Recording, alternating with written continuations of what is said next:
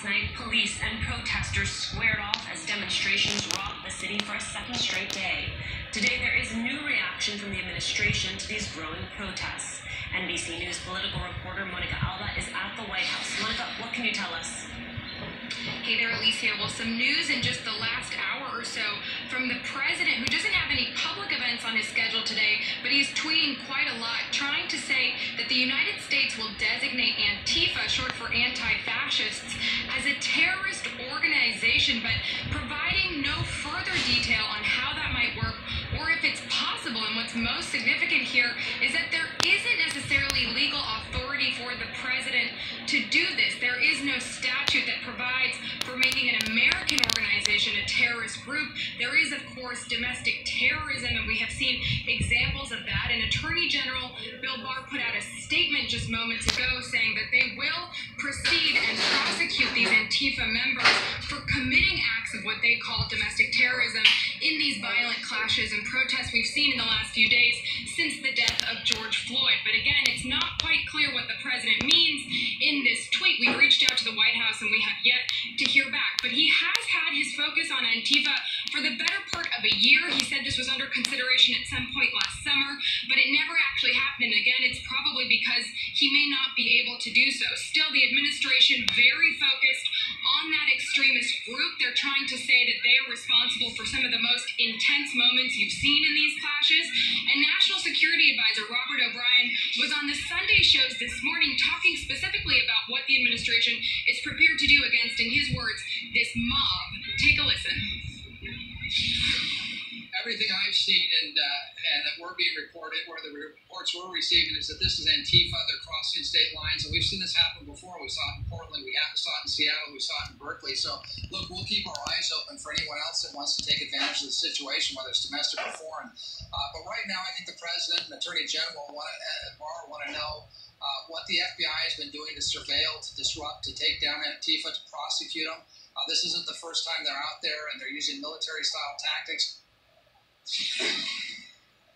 To come forward and say what they're doing specifically when it comes to this group. So we await that either today or tomorrow. But the White House is bracing for a third straight day of protest. What we've seen on Friday and Saturday was that in the afternoon, a more peaceful gathering takes place just beyond the White House gates, either on Pennsylvania Avenue or beyond Lafayette Park.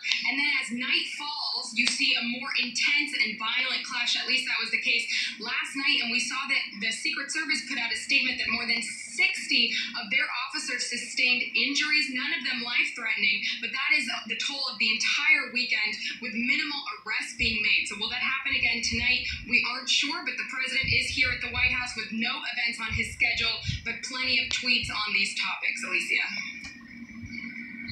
Monica, thanks. With me now is Samuel Sinyangwe, a co-founder, Campaign Zero, and co-founder of We the Protesters. Sam, thanks so much for being with us.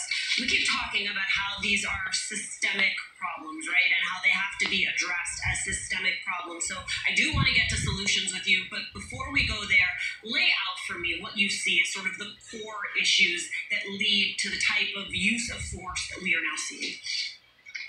Absolutely. So we've been tracking police violence across the country, including building the most comprehensive database on people killed by police in the country called Mapping Police Violence over the past 6 years. What we have found is that 1,200 people, anywhere between 1,100 and 1,200 people are killed by police each year in this country. And black people are 3 times more likely to be killed by police than white people, as well as more likely to be unarmed. So this is an issue that impacts America in general, but it especially impacts Black Americans. Now, in terms of what's going on behind the scenes, we've analyzed the data and matched it up with some of the policies and practices of those police departments that are involved in those incidents. And what we found was that there are a set of policies that can be effective solutions to dramatically reduce police shootings and other use of force. And that some departments are starting to implement these policies, but most have not. So this crisis is a systemic crisis because there are systemic issues that allow police to use violence in the ways that many of us have seen in video after video with no accountability. And we need a systemic solution to prevent them from doing that. You had a really great thread on Twitter about places where they have put changes into place. I wonder, when you look at those, what has been effective and what a national level? So one of the most important things that we have found is that the use of force standards of the local police department matter a great deal.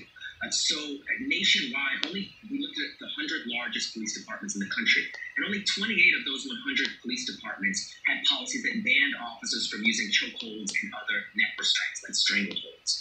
That was the tactic that was used against George Floyd to kill him in Minneapolis. And yet, a small proportion of police departments even ban those tactics. But the ones that do have substantially lower rates of killings by police. Similarly, policies requiring officers to use de-escalation, requiring officers to use every alternative to deadly force whenever possible before using deadly force. It sounds like common sense, but only 42 of the 100 largest cities actually have that policy in place. And only 4 of the 50 states have that in state law. So these are common sense policies that there should be no opposition to implementing, and yet the majority of police departments and states have yet to implement these standards. So that's use of force. We also need to talk about accountability, because when officers violate those standards, they need to be held accountable. And what we know is that nationwide, only 7% of all excessive force complaints result in an officer being disciplined, which means in 93% of these cases where officers are reported for using excessive force, they are not disciplined, they are not held accountable, they remain on the force, racking up these records of misconduct. And as we saw, many of those officers were involved in that incident killing George Floyd. So we have to have systems of accountability and empowered community oversight structures